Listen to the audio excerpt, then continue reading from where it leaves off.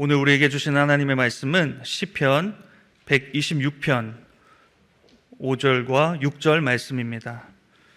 시편 126편 5절과 6절의 하나님의 말씀을 제가 봉독하겠습니다.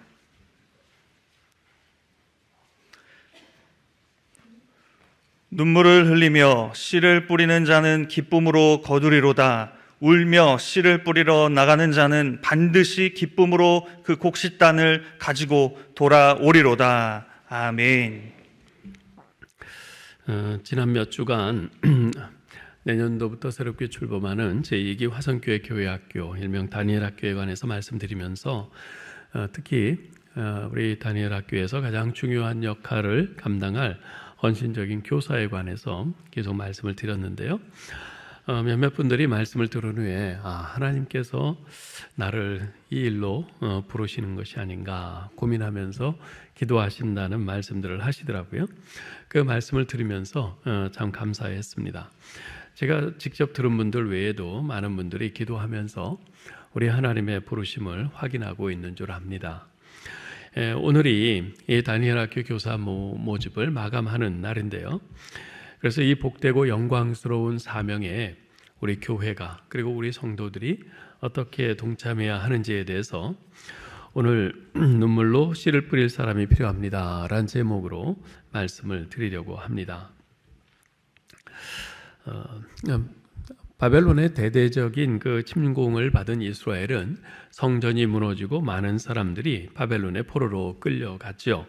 그러다가 하나님께서 예레미야 선지자를 통해서 약속하신 70년의 기한이 찾아 하나님께서 바사 제국의 왕인 고레스의 마음에 역사하셔서 포로로 끌려온 이스라엘 백성들을 돌아갈 수 있게 하십니다. 그래서 마침내 주전 538년 고레스 왕이 칙령을 내려서 모든 이스라엘 백성들이 고국으로 돌아갈 수 있게 되죠. 오늘 본문인 시편 126편은요. 그처럼 고레스 왕의 칙령으로 이스라엘 백성들이 포로에서 풀려나 예루살렘으로 돌아오게 된 그 상황에서 부른 노래입니다.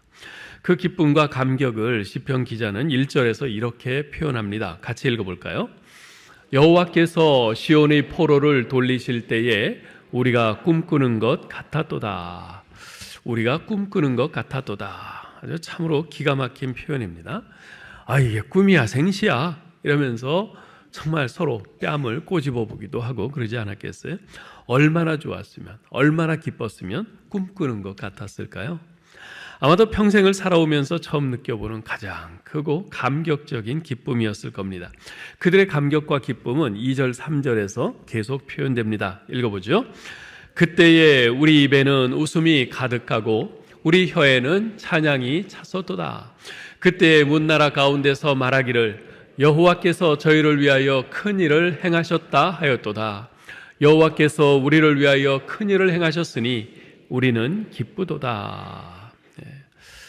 자, 이렇게 큰 기쁨과 감격 속에서 예루살렘에 도착을 했는데요. 막상 예루살렘에 도착하고 나서는 그들의 그 기쁘고 감격스러운 분위기가 한숨과 탄식으로 바뀝니다. 왜냐하면 예루살렘은 과거 바벨론에 의해서 불타고 무너지고 황폐화된 모습 그대로 내버려져 있었기 때문에 그렇습니다. 성전은 무너져서 자취를 찾을 수도 없었고요. 성문은 그대로 불탄 채로 있었고 성안 곳곳에는 잡초가 무성했습니다. 과거 사람들로 북적대던 그 멋진 도시에 사람의 자취는 찾아볼 수 없었고 이제는 오히려 늑대와 여우, 승냥이 등 들짐승들의 거처가 되어버렸습니다. 그 광경을 목도하고 탄식하면서 그들은 하나님께 호소합니다. 4절 보실까요? 여호와여 우리의 포로를 남방 시내들같이 돌려보내소서. 우리의 포로를 남방 시내들같이 돌려보내소서. 그런데 영어 성경에는 좀 결이 다르게 이렇게 번역이 되어 있어요. Restore our fortunes, O Lord, like streams in the Negev. 무슨 말입니까? 바벨론에서 이스라엘로 돌아오려면요 도중에 네게부 사막을 지나야 돼요. 여기 영어 성경에 표현된 네게부는 그 네게부 사막을 말합니다. 그것은 평소에는 사막이지만요 가끔씩 폭우가 이렇게 쏟아질 때가 있는데 그렇게 폭우가 쏟아지면 사막의 그 골짜기마다 시냇물이 흐릅니다. 그러면 아주 기적과 같이 그 시냇가에 꽃들이 활짝 만발한다고 해요. 그 모래뿐인 사막에서 그런 장관이 벌어지는 거죠.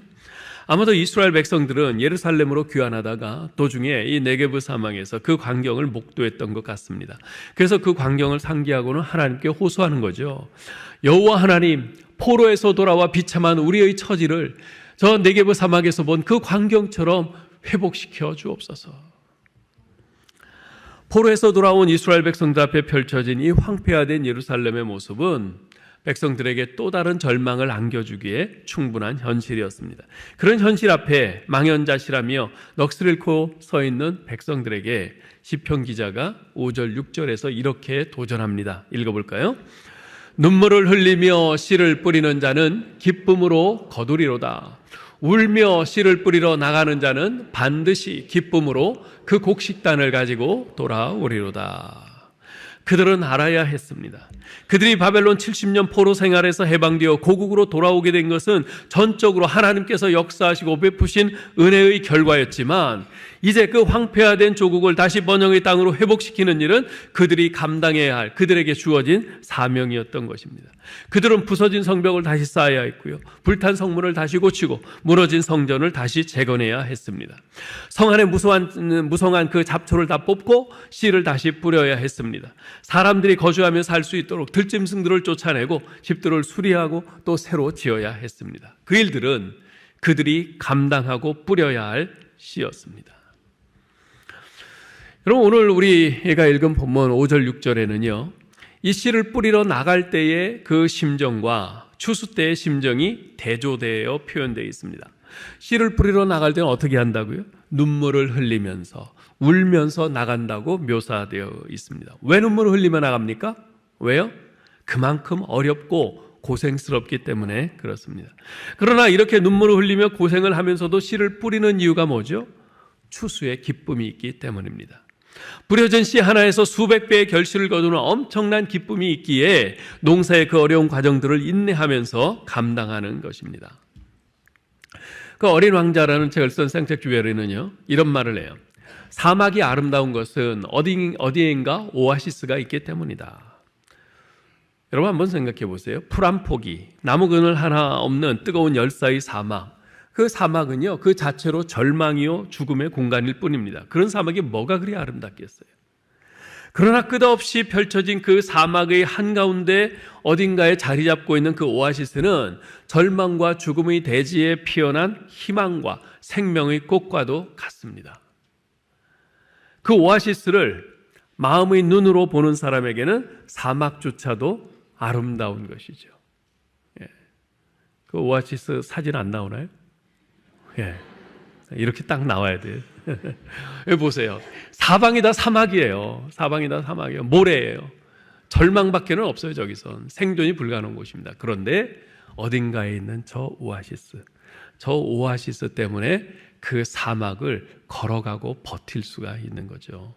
그 오아시스를 마음의 눈으로 보는 사람에게는 사막조차도 그래서 소망이 있고 아름다운 것입니다. 우리 신자들이 꼭 그렇습니다. 우리 하나님을 믿는 성도는요 캄캄한 밤에도 동이 터오는 새벽을 봅니다. 사막에서도 물된 동산을 봅니다. 이 소망을 가지고 현실의 어려움 속에서도 눈물로 씨를 뿌리는 것이죠. 고통 없는 해산이 없고 경작 없는 추수 또한 있을 수 없습니다. 눈물로 뿌리는 일이 없다면 기쁨으로 거두는 일도 없는 겁니다. No cross, no crown. 십자가 없이는 면류관도 없습니다. Success after sacrifice. 희생이 있어야 성공이 뒤따라옵니다. Bleeding with blessing. 피 흘림이 있는 곳에는 반드시 축복이 있습니다. 그렇습니다. 씨를 뿌리되 눈물로 뿌려야 합니다. 그래야 풍성한 열매가 있습니다. 눈물로 뿌리라는 말은요 정성껏 뿌리라는 말입니다. 인내하면서 뿌리라는 말입니다. 구체적인 사랑의 수고가 있어야 한다는 말입니다. 희생이 필요하다는 말이에요. 지난 주일 설교 때 말씀드리기를 우리 화성교회의 교회학교, 이 다니엘 학교의 목표는 무신론을 비롯하여 성공주의, 물질 만능주의, 과학기술 지상주의 등의 이런 사상과 가치관이 횡행하고 있는 이 벨의 세상에서 살고 있는 우리 다음 세대를 엘의 사람, 하나님의 사람으로 키우는 것이라고 했습니다. 이 목표는요, 그저 슬로건이나 구호를 내걸고 외치는 것으로 이루어지지 않습니다. 눈물로 씨를 뿌려야 비로소 이루어질 수 있습니다. 이 목표는요, 결코 교역자들만으로는 가능하지 않습니다. 헌신된 교사들이 절대적으로 필요합니다. 그러나 또한 교사들만으로 되는 것도 아닙니다. 온 교회의 교우들이 함께 울면서 함께 씨를 뿌려야 비로소 가능합니다. 그래서 이에 대해서 좀 더 구체적으로 말씀드리려고 합니다. 먼저 눈물로 씨를 뿌리는 교사들이 필요합니다. 제가 전에 한번 말씀드린 적이 있는데요. 저는 교사의 영향력에 대해서 생각할 때마다 가장 먼저 떠오르는 이야기가 이 이야기입니다. 그래서 다시 한번 말씀드리려고 그래요. 그것은 고 박정희 대통령의 어린 시절 이야기입니다. 고 박정희 대통령은 어린 시절 무척이나 가난했어요. 너무 가난해서 신발도 못 신고 다닐 정도였다고 합니다. 그런데 어느 비 오는 주일날 친구가 야, 우리 교회 가자. 그래서 친구를 따라 교회를 갔답니다. 예배당에 들어가려고 하는데 문 앞에 지켜서 있던 선생님이 너 그 진흙발로 어디 들어오려고 하냐? 가서 씻고 와. 저기 우물이 있으니까 씻고 와. 그래서 우물에 가서 씻었어요. 근데 다시 오는데 신발이 없으니까 오는 도중에 다시 더러워지잖아요. 그랬더니 선생님이 또다시 씻고 오라고 그래요. 그러기를 2번. 어린 박정희 소녀는 울면서 집으로 발길을 돌렸습니다. 다시는 교회 가지 않겠다 결심하면서. 그런 생각을 해봐요. 만약 그때 그 선생님이 그 맨발로 그 비 오는데 그 진흙창발이 된 그 박정희 소년을 안치고 선생님이 대야에다가 물을 떠다가 손으로 그 아이 발을 씻어 주었다면 어떻게 되었을까? 많이 달라졌겠죠. 그랬던 박정희 소년에 비하면 저는 무척이나 복받은 사람이라는 생각이 듭니다. 저는 어린 시절 교회 때문에 참 행복했어요. 주일 아침마다 교회 가는 것이 즐거웠습니다. 교회를 가면 그 교회엔 아주 인자하신 할아버지 같은 목사님이 따뜻한 미소로 우리를 반겨주셨습니다. 어린이 예배 때마다 우리에게 장로님이 설교를 해주셨는데요.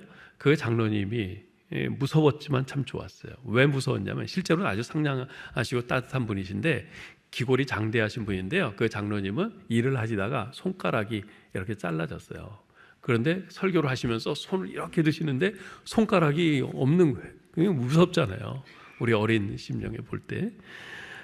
근데 어쨌든 그 장로님이 그렇게 우리에게 설교를 해주셨고, 게다가 이제 예배가 끝나면 점심 때 어른들 틈에서 교회에서 제공해주는 뜨끈한 우동국수를 먹었죠. 정말 맛있었어요. 1년 내내 항상 메뉴는 똑같았는데 그거하고 김치 하나 이렇게 먹었는데 얼마나 좋았는지 모릅니다. 근데 무엇보다도 되게 즐거웠던 것은 분방 공부 시간이었어요.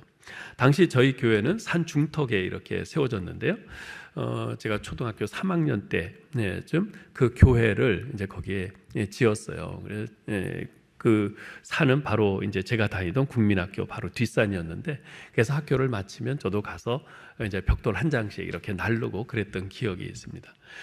그렇게 교회가 산 중턱에 세워져 있어서 겨울을 제외하고 봄, 여름, 가을은 분방 공부 시간이 되면 저희는 늘 밖에 나가서 산에서 풀밭에 앉아갖고 이제 분방 공부를 하는 거예요. 뭐 야외에 나가면 아이들이 가만히 있나요? 그냥 뭐 이리 뛰고 저리 뛰고 그러면서 선생님은 우리 모으느라고 또 정신없고, 그러면서도 선생님께서 들려주시는 그 이야기들, 뭐 예수님 이야기, 뭐 노아 홍수 이야기, 삼손 이야기, 뭐 다니엘 이야기, 뭐 다윗과 골리앗 이야기 등등 이 성경 말씀을 들었는데 그 말씀이 그렇게 좋을 수가 없었어요.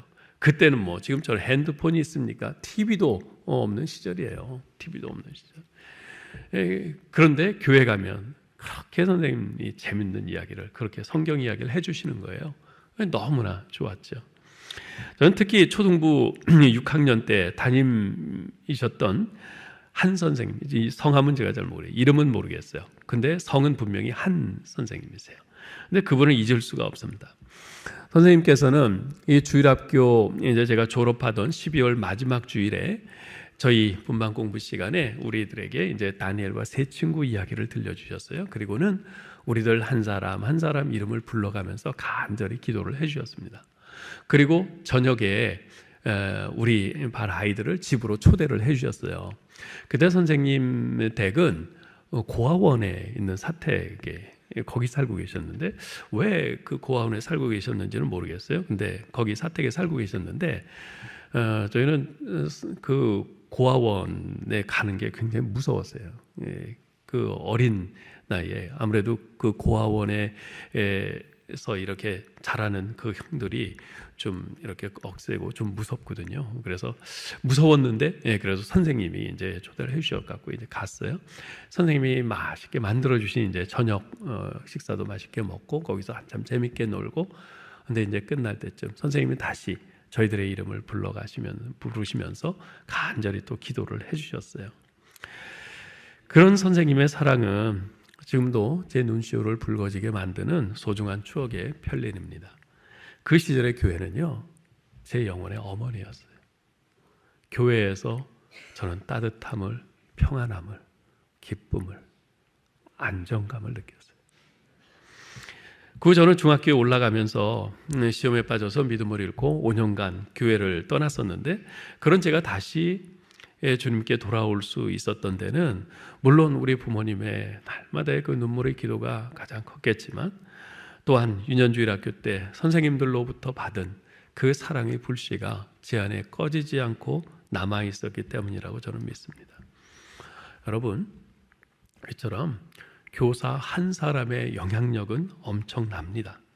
제대로 사명을 감당한 교사 한 사람으로 말미암아 저같이 방황하던 영혼이 주님께 돌아와서 이렇게 말씀을 전하는 목사가 되었는가 하면, 반대로 그리스도의 사랑을 잃어버린 채 그저 의무적으로 교사 직분을 행하던 한 사람으로 인해서 한 영혼이 다시는 교회 가지 않겠다는 마음을 먹고 평생 주님을 모른 채 살다가 죽기도 하거든요. 이처럼 엄청난 영향력을 가지고 있는 교회 학교의 교사이기에 그 사명은 참으로 중차대한 것이고, 그 직분은 거룩한 직분이고, 또한 영광스럽고, 또한 무거운 책임이 있는 직분입니다. 자, 그러면 이 교회 학교 교사에게 반드시 있어야 할 정말 가장 중요한 것은 뭘까요? 물론 우리 주님을 믿는 믿음이 가장 중요하겠지만 그것은 기본이고, 그 위에 중요한 것이 뭘까요? 요한복음 21장에 보면요, 부활하신 예수님께서 갈릴리 바다에서 고기잡이를 하고 있는 베드로에게 나타나셔서 그에게 목양의 사명을 주시던 장면이 나옵니다. 그때 주님께서 베드로에게 어떤 질문을 던지셨죠? 주님께서는요, 이 베드로를 미래의 예루살렘 교회를 목양하는 목자로 부르시면서 예수님을 3번이나 부인했던 과거의 실패에 대한 책임을 묻지 않으셨어요. 목양이라는 일에 대한 헌신이나 그의 자격 여부를 따지지도 않으셨어요. 심지어 주님께서 맡겨주실 양떼를 사랑하는 일에 대한 것조차 묻지 않으셨어요. 주님께서 던지신 질문은 오직 하나였습니다. 뭐였죠? 네가 나를 사랑하느냐? 네가 나를 사랑하느냐? 근데 주님의 질문이 좀 이상하지 않습니까? 주님께서는 그 질문을 하시면서 베드로가 네 주님, 제가 주님 사랑합니다 라고 대답했을 때 뭐라고 하셨어요? 내 양을 먹이라 그러셨어요. 즉 주님의 목적은 베드로에게 양떼를 맡기려는 것입니다. 그렇다면 주님의 질문은 당연히 내가 이 양떼를 사랑하느냐? 내가 이 양떼를 사랑해? 내가 너한테 믿고 이 양떼를 맡길 수 있겠어? 이렇게 물으셔야 하지 않겠어요? 근데 주님은 그러지 않고 네가 나를 사랑하느냐? 그렇게 물으셨어요. 내가 나를 사랑하느냐라고 물으신 이 질문의 의미는 교사로서의 부르심의 기초가 주님을 사랑하는 것이어야 함을 보여줍니다. 그런데 많은 사람들이 이것을 간과해요. 우리가 교사로 충성스럽게 섬기기 위해서는 반드시 영혼에 대한 사랑이 섬김의 기반이 되어야 합니다. 그리고 영혼들을 향한 사랑에는 언제나 우리 하나님을 향한 사랑이 선행되어야 하고요. 예수 그리스도를 향한 사랑의 감격이 없는 사람이 다른 영혼을 섬긴다는 것은 그 깊이가 얕을 수밖에 없는 겁니다. 하나님의 사랑, 주님의 십자가 사랑을 경험하지 않은 사람임에도 불구하고 그 사람이 아이들을 좋아한다고 해서, 학교에서 교사로 근무하고 있다고 해서, 교회 학교에 교사가 부족하다고 해서, 또 다른 사람이 권유한다고 해서 그런 사람에게 영혼을 섬기도록 그렇게 맡기는 것은 위험한 일이고 무책임한 일입니다. 자신이 체험하지 못한 하나님을 어떻게 가르쳐 줄 수 있겠어요? 자신도 사랑하지 않는 하나님을 어떻게 사랑하도록 가르칠 수 있겠습니까? 안 되죠. 십자가에서 하나님의 깊은 사랑을 경험하고 그 사랑에 대한 반응으로서 주님을 뜨겁게 사랑하는 것, 그것이야말로 교사로 섬김에 있어서 가장 중요한 자격이요 기초인 것입니다. 혹시 지금 교사로 섬기고 있는 분들 가운데 스스로 자원해서 교사가 된 분들도 있을 겁니다. 어떤 분은 주위에서 강권하는 바람에 등팀을 떠밀려서 그렇게 교사를 하고 있는 분들도 있을 거예요. 또는 뭔가 교회 봉사를 하기는 해야겠는데 달리 마땅히 할 것이 없어서 교사를 하는 분들도 있을지 모르겠어요. 또는 나랑 친한 사람들이 어느 부서 교사를 하고 있어서 그 부서에서 함께 교사를 하는 분들도 있을 겁니다. 여러분, 어떤 동기에서 시작하셨건 차제에 두 가지를 분명히 점검하실 수 있기를 바랍니다. 나는 이 일을 하나님에 대한 사랑 때문에 하는가? 그리고 나는 이 일에 대해서 하나님의 부르심을 느끼고 있는가? 여러분, 깊이 기도하면서 하나님 앞에서 진지하게 점검하시기 바랍니다. 그렇게 했는데 아무리 생각해도 그것이 아니라고 생각되면 재고하시기 바랍니다. 교사 말고도 봉사할 사역은 많습니다. 하나님의 부르심이 없는데도 이 부서에서 교사로 봉사하는 것이 익숙해져 있어서, 여기에 친한 사람들이 있어서 편하기 때문에, 이곳이 지난 세월 오랫동안 내가 차지하고 있던 내 영역이라서 그것을 놓기 싫어서, 그래서 계속 교사를 하고 있는 것이라면 하시면 안 됩니다. 교회 학교 교사의 사역은 영혼을 다루는 일이기 때문에 다른 사역과는 다릅니다. 영광이 큰 만큼 주님으로부터 주님께서 물으실 책임도 큽니다. 제가 전에 섬기던 미국 볼티모어 교회에서 유스그룹, 우리 중고등부를 맡아 목회하던 이은규 전도사란 분이 있어요. 그 교회에서는 이제 그 유스그룹 전사님도 이제 풀타임 전임으로 이제 그렇게 해서 전임으로 이제 일주일 내내 그렇게 섬기던 분인데요. 이름도 저하고 비슷해요. 이은수, 이은규. 그리고 사는 곳도 같은 아파트 아래 위에서 이렇게 살아서 무척 친하게 지냈어요. 또 생각도 통하는 바가 많고요. 근데 그 전사님은 그 유스그룹 학생들이 당시에 한 150명쯤 됐는데 정말 아주 잘 돌봤어요. 자기 사무실, 교회에 있는 사무실과 또 집을 오픈해 놓고서 늘 아이들과 함께 지냈습니다.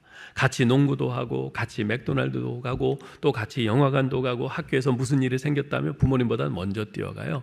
부모님들은 이제 이민 와가지고 영어가 능통하지 못한 그런 분들도 이제 많은데, 이 전사님은 미국에서 태어나서 쭉 자랐으니까 영어가 아주 능통하죠. 그러니까 학교에서 무슨 일 생기면 부모님들이 먼저 이 전사님한테 연락해요. 그럼 전사님이 학교 뛰어가서 가서 선생님들을 만나고 교장 선생님 만나고 뭐 그러면서 다 또 문제를 또 해결하고 그래요.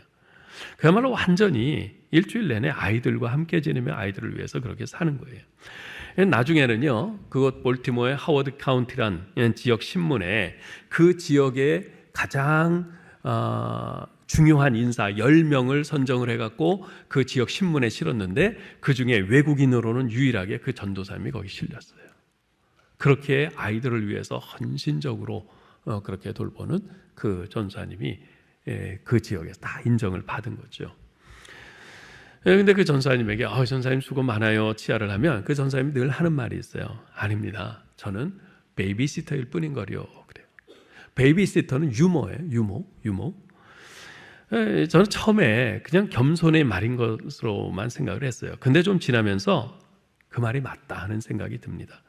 여러분 한번 생각해 보세요. 우리에게 맡겨진 이 아이들은 어떤 아이들입니까? 철저한 돌봄을 필요로 하는 베이비예요. 그리고 우리들은 그들을 젖먹이고 보호해주고 사랑해 주어야 할 이 베이비시터와 같은 거죠. 유모와도 같은 거예요. 바로 이 의식이 없으면 도저히 그렇게 할 수가 없는 거죠. 이 생각이 드는 겁니다. 그렇습니다, 여러분. 교회 학교의 교사는 베이비시터입니다. 유모예요. 아이들한테 그저 가르치는 게 이 교사가 아니에요. 유모예요. 이 생각을 가지셔야 돼요. 유모가 어떤 일을 합니까? 늘 좋은 일, 폼나는 일만 합니까? 아니에요. 똥기저귀 치우고요. 애들이 뭐 밥 먹다 흘린 거 다 치우고요. 뭐 애들이 어질러 놓은 거 다 정리해야 되고요. 귀찮은 일 얼마나 많은지 몰라요. 이 애들 돌보는 거 이게 장난 아닙니다. 가정주부들이 하는 일이 굉장히 엄청 커요. 예? 우리 남편분들 잘해 주셔야 돼요. 예. 아무 반응이 없어요. 예, 여러분, 이 유머는요, 아무나 못합니다. 내 자식 젖먹이듯 하는 그 사랑하는 마음이 있어야 할 수 있는 일이 바로 이 유머예요. 교사의 자격 가운데 바로 이런 마음을 갖는 것보다 더 필수적인 것은 없습니다. 많은 성경 지식, 그리고 아이들을 가르치는 능력, 또 돌보는 능력, 이런 것이 뛰어나다 해도 바로 이 마음, 유머로서의 이 마음이 없으면 아무것도 아니에요. 아무것도 아니에요.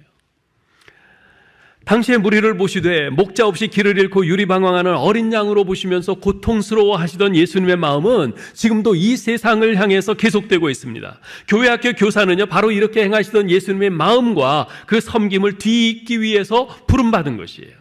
그러하기에 교회학교 교사의 직분은 거룩한 것이고요, 영광스러운 것입니다. 이렇듯 거룩하고 영광스러운 이 교회학교, 이 다니엘 학교의 교사로 하나님께서 나를 부르시고 있지는 않은가, 이것을 진지하게 고민하며 기도하셔야 합니다. 그리고 여러분 마음에 이 다니엘 학교의 교사로 섬기는 일에 뭔가 여러분 마음에 클릭되는 것이 있다면, 자꾸 이 일이 생각이 나고 내 마음에 자꾸 뭔가 걸린다, 마음이 걸린다, 그러면 하나님께서 나에게 이 다니엘 학교 교사로 섬기라고 부르시나 보다, 그렇게 생각하시고 자원하시기 바랍니다. 여러분, 주저하지 마십시오. 다음에 하지 미루지 마십시오. 오늘 성령님이 여러분 마음을 움직이시는 것에 아멘으로 응답하시고 자원하실 수 있기를 바랍니다. 또 하나, 그러면은 사실 이 교사로 섬기는 것은 우리 교회 그 교인들 가운데 일부인데, 나머지 분들은 뭐 하는 건가? 나머지 분들은 이 교회 학교, 이 다니엘 학교와는 관계가 없는 건가? 여러분, 앞서 말씀드린 것처럼 이 베르 세상에 살고 있는 우리의 다음 세대를 엘의 사람으로 양육하고 세우는 일은요, 단지 교역자나 교사들의 수고와 노력만으로 되지 않습니다. 그들에게만 떠맡길 일이 아닙니다. 이 일은 우리 교회 모든 교인들이 한 마음으로 합력해서 마음을 모으고 힘을 모아야 가능한 일입니다. 여러분, 구약 성경에 사사기 다음에 나오는 룻기를 아시죠? 이 룻기는요, 영적으로 암울했던 그 사사 시대에 이방 여인인 룻이 보아스의 아내가 되어서 소망이라고는 전혀 없던 그 시어머니 나오미에게 기업을 이을 아들을 낳아줌으로써 하나님께서 이스라엘에게 영적 소망을 밝혀주시는 이야기입니다. 자, 그런데 이 룻기 4장에 보면요, 아주 무척 흥미로운 장면이 하나 나옵니다. 룻이 보아스와 결혼해서 아들을 낳는데 그 아들 이름이 오벳이에요. 그런데 그 이름을 누가 지어주었는지 아십니까? 여러분, 룻기 4장 17절을 한번 보실까요? 4장 17절 읽어봅시다. 그의 이웃 여인들이 그에게 이름을 지어주되 나오미에게 아들이 태어났다 하여 그의 이름을 오벳이라 하였는데 그는 다윗의 아버지인 이새의 아버지였더라. 자, 룻과 보아스 사이에서 태어난 이 아들 오벳이라는 이름을 누가 지어주었어요? 룻이 지어주었습니까? 아버지인 보아스가 지어주었어요? 아니면 할머니 나오미가 지어줬습니까? 아니에요. 그 마을 사람들, 이웃 여인들이 지어주었어요. 이건 굉장히 독특한 겁니다. 여러분, 성경 전체에서 태어난 아이의 이름을 마을 사람들이 지어준 이야기는 룻기의 이 오벳이 유일합니다. 제가 아는 한 그래요. 제가 혹시 모르고 지나친 것이 있는지 모르겠는데 제가 아는 한 그래요. 대부분 이름은요, 부모가 지어줍니다. 부모가 지어줘요. 아이를 낳아서 부모가 이름을 지어야지 그러는데 이웃 사람들이 와서 야, 이걸로 해, 이 이름이야, 이 이름으로 해. 그럼 여러분 기분이 어떻겠어요? 아니, 지들이 낳았어? 내 자식, 내가 낳은 내 자식, 내 이름, 그 아들 이름 내가 지어줘야지 왜 지들이 낳아서? 뭐 그러지 않겠어요? 근데 이 오벳의 이름은 마을 사람들이 지어줬어요. 자, 이 사실이 의미하는 바가 뭘까요? 저는 아마도 이 아이가 나오미와 룻과 보이스, 그 가족의 아이만이 아니라 그 마을 공동체의 아이라는 것이 아닐까라는 생각을 해봅니다. 보아스와 룻의 결혼은요, 그 가족 내에서만 은밀하게 이루어진 것이 아니라 온 마을 사람들을 증인으로 세워서 이루어진 결혼입니다. 아이가 태어나자마자 온 마을 사람들이 함께 축하하고 기뻐합니다.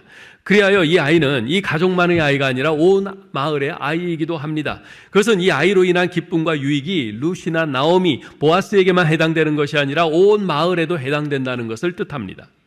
사실 나오미가 그 남편을 따라서 두 아들을 데리고 그 기근 때문에 모압으로 가지 않았습니까? 근데 돌아올 때는 어떻게 했어요? 남편도 죽고 두 아들도 죽고 다 죽었어요. 집안에 남자가 끊어졌어요. 소망이 끊어진 것이죠. 온 것이 이방 며느리 룻만 데리고 이렇게 왔어요. 그렇게 이 나오미가 남편과 아들들 다 죽고 이방 며느리 룻만 데리고 돌아왔을 때 마을 사람들이 그런 나오미의 모습을 보면서 어떻게 했어요? 절망을 보았을 겁니다. 저 집은 이제 끝났다. 아무런 소망이 없음을 느꼈을 거예요. 그리고 그런 나오미의 모습은 사사시대라는 이 영적인 암울한 시대를 살고 있던 자신들의 자화상처럼 생각되었을 겁니다. 그런데 그런 나오미에게 보아스라는 유력한 사람이 기업 물을 자로 등장합니다. 그리고는 전혀 가능할 것 같지 않았던 이방 여인 룻과 보아스의 결혼이 성사되고 기업을 이을 아들 오벳이 태어남으로써 절망의 아이콘이었던 나오미가 이제는 오히려 소망의 아이콘으로 인생 역전을 이룹니다. 그 모든 것을 가능케 한 것은 바로 여호와 하나님의 헤세드, 이 변함없는 사랑, 끊임없는 이 사랑이었습니다. 나오미와 룻을 통해서 그러한 하나님의 헤세드를 보게 된 겁니다. 마을 사람들이. 그것을 본 마을 사람들은 그런 하나님의 헤세드가, 하나님의 끊임없는 이 변함없는 사랑이 자신들의 삶에도, 지금 이 사사시대라는 영적으로 어두운 시대를 살고 있는 자신들의 삶에도 함께하고 있음을 깨닫고 확신하게 된 겁니다. 따라서 룻과 보아스 사이에 태어난 아이는 단지 그들만의 아이가 아니라 하나님의 사랑과 소망을 확신케 해준 그 마을 전체의 아이, 아니 이스라엘 전체의 아이인 것이죠. 그래서 4장 14절에 보면요, 여인들이 이런 말을 해요. 여인들이 나오미에게 이르되 찬송할지로다, 여호와께서 오늘 내게 기업 물을 자가 없게 하지 아니하셨도다. 이 아이의 이름이 이스라엘 중에 유명하게 되기를 원하노라. 이 아이의 이름이 이스라엘 중에 유명하게 되기를 원하노라. 오벳이 이스라엘 중에서 무슨 사사가 됐습니까? 그런 대단한 사람이 됐습니까? 아니에요. 그런데 유명한 사람이 되기를 원하노라. 이게 어떤 의미일까요? 이렇게 절망밖에 없던 나오미에게 하나님께서 그 하나님의 그 끝없는 사랑 헤세드를 베풀어서 그 절망의 나오미를 이제 소망의 나오미로 바꿔주신 것처럼 하나님께서 지금 이 영적인 암흑시대에 살고 있는 우리 이스라엘에 하나님께서 소망을 주신다. 하나님께서 그 인자하신 그 영원한 사랑, 그 헤세드로 우리를 영원히 감싸고 계시고 우리를 붙들고 계시고 우리를 지키시고 인도해 주신다. 우리에게도 소망이 있다. 그 오벳을 통해서 이스라엘 전체가 소망을 보게 만드는 겁니다. 이렇듯 룻과 보아스 사이에서 태어난 아이 이 오벳은 마을 전체의 아이이기에 이 아이의 양육 또한 부모인 룻과 보아스만이 양육하는 것이 아니라 온 마을이 같이 양육할 겁니다. 이 오벳이 자랄 때마다 사람들이 그 오벳을 쓰다듬어주고 또 그 오벳에게 격려의 말도 해주고 오벳을 칭찬해주고 그러면서 그 마을에서 크는 거죠. 즉 가족만이 양육자가 되는 것이 아니라 공동체도 이 아이의 양육에 참여하는 것입니다. 이것이야말로 하나님의 나라가 아이를 키우는 방식입니다. 사랑하는 성도 여러분, 룻기의 이러한 교훈은요, 오늘 우리의 교회 교육에 매우 중요한 시사점을 제공해 줍니다. 그래서 하나님께서 우리 교회에 보내주신 다음 세대들에 대한 교육은 단지 그 부서의 교역자나 교사들에게만 맡겨진 사명이 아니라는 것입니다. 우리 화성교회 전체에 주어진 사명이요, 우리 교회에 속한 모든 교인들이 함께 짊어져야 할 사명인 것입니다. 즉 모든 교인들이 함께 눈물로 씨를 뿌려야 하는 사명인 것이죠. 교사로 부름받은 사람은 직접적으로 그 교육의 현장에서 그 아이들을 돌보면서 그 사명을 감당해야 하는 것이고, 교사가 아닌 다른 교인들은 이 일을 위해서 또 눈물로 씨를 뿌리면서 감당해야 될 사명들이 있는 겁니다. 그것이 뭡니까? 구체적으로 뭘 해야 할까요? 첫째, 매일 기도해 주셔야 합니다. 여러분의 자녀나 손주가 교회 학교에 다니고 있건 없건 관계 없습니다. 우리 교회 이 다니엘 학교에 나오는 모든 아이들, 모든 청소년들, 모든 청년들은 모두 우리의 자녀들입니다. 이들을 위해서 최소한 하루에 한 번씩은 여러분이 꼭 기도해 주셔야 합니다. 여러분 그렇게 하시겠습니까? 2층은 조용하세요? 여러분 그렇게 하시겠습니까? 여러분 약속하시겠어요? 우리 화성교회 교인이라면 누구나 그렇게 하셔야 합니다. 그렇게 하셔야 됩니다. 둘째, 사랑해 주셔야 돼요. 사랑해 주셔야 돼요. 연초에 제가 올해 우리 교회의 주제인 다음 세대를 위한 디딤돌을 놓는 교회에 대해서 설교를 하면서 여러분에게 부탁한 것이 있는데 기억하십니까? 뭘 부탁했죠? 다음 세대에게 교회는 따뜻한 곳이라는 인식을 심어주자 그랬어요. 교회는 따뜻한 곳이라. 교회 갔더니 맨날 어른들이 야단만 치고 뭐 도끼는 뜨고 쳐다본다. 그것이 아니라 교회 가서 내가 어떤 잘못을 해도 받아주고 따뜻하게 감싸주고 날 위해서 기도해주고. 좀 교회가 좀 다르다. 예? 아직 예수님이 어떤 분인지 잘 모르고 또 들어도 또 잘 믿어지지 않고 그렇지만 어쨌건 그 예수님이 주인이라고 하는 그 교회 갔더니 참 따뜻하더라. 따뜻하더라. 좀 이것을 느낄 수 있게 해주자는 거예요. 그래서 구체적으로 제가 몇 가지를 말씀을 드렸었죠. 교회에서 아이들을 만나면 너 왜 어른한테 인사 안 해? 그러지 말고 우리가 먼저 반갑게 인사하자. 안녕, 안녕. 예? 그리고 아이들 이름을 일주일에 한 명이라도 이름을 물어보고 그 이름을 기억하고 기도해 주자. 그래서 아이들을 또 격려하고 칭찬해 주자. 야, 너 왜 교회에서 뛰니? 왜 교회에서 질질 흘리고 교회를 더럽혀? 애들이 다 그렇죠. 애들이 다 그렇죠. 집에서 우리 애들도 그렇잖아요. 네? 아이들 잘하는 점들을 보면서 격려하고 칭찬해 줘요. 아유, 오늘 교회 나왔네. 이렇게 추운데도 교회 나왔네. 칭찬해 줘요. 그리고 아이들에게 뭐라도 하나씩 주자 그랬어요. 주머니에 초콜릿이나 사탕 같은 거 하나씩 넣어 갖고 다니면서 아이들한테 이거 봐, 이거 먹어, 이거 먹어. 이쁘다. 이런 행동들이 별것 아닌 것 같아 보이지만 그렇지 않습니다. 누구에게는 극간일일 수 있지만요, 또 다른 누군가에게는 평생 잊을 수 없는 일이 되기도 합니다. 우리가 그걸 해야 합니다. 셋째, 다니엘 학교 교역자와 교사들을 자주 격려해 주시기 바랍니다. 교역자와 교사들은 가장 일선에서 그 아이들과 함께 씨름하는 사람들이에요. 굉장히 힘이 들죠. 예? 유모라고 그랬잖아요. 유모, 힘들죠. 그걸 격려를 해줘야 돼요. 기도와 말로 격려하면 물론이고요, 또 때로는 맛있는 음식으로, 또 물질로 격려해 주시기 바랍니다. 몇 달 전에 우리 금요일 일빛기도회 할 때 그때 강사로 오신 그 목사님이 그런 말씀 하셨죠. 여러분들 권사님들, 뭐 장로님들, 아이들한테, 학생들한테 뭐 밥 한번 사주셨어요? 그거 하셔야 됩니다. 그 말 하신 거 혹시 기억하세요? 여러분 그거 하셔야 돼요. 예.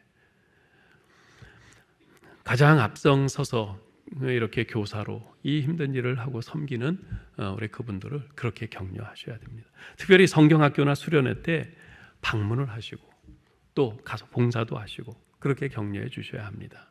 그런 행동 하나하나가요, 얼마나 큰 위로와 격려가 되는지 모릅니다. 이것은 오래전부터 내려온 우리 교회의 아름다운 전통입니다. 이 전통을 계속 이어가시면 좋겠어요. 이제 말씀을 맺겠습니다.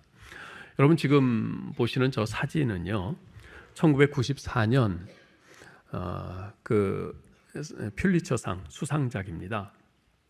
케빈 카터라는 33살의 사진작가가 수단 남부 아요드 식량센터로 가다가 도중에 그 굶주림으로 더 이상 힘이 없어서 무릎 꿇고 엎드려 있는 한 어린 소녀를 발견했어요. 자, 삐쩍 마른 저 어린 소녀. 근데 그 소녀 뒤에 뭐가 있어요? 독수리가 있어요. 독수리가. 왜 저기 저러고 있을까요? 아이를 지켜주려고요? 아니요.